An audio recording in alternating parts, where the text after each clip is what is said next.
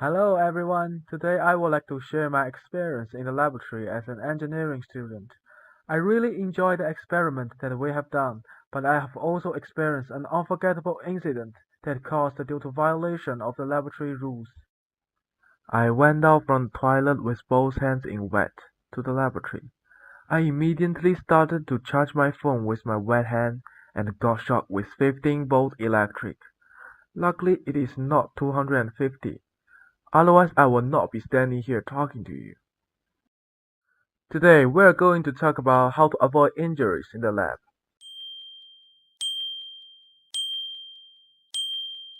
And some good techniques for using laboratory equipment correctly. First lesson, we have already learned that do not touch any electronic devices with wet hand.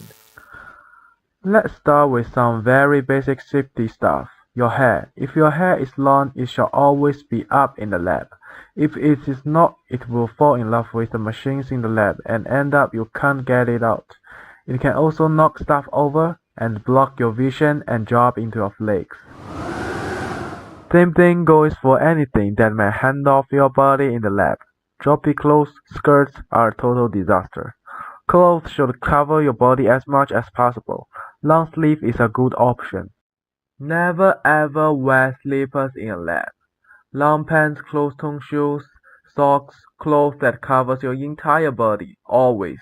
I know that you have wonderful muscle that you always want to show it off, but not in the lab.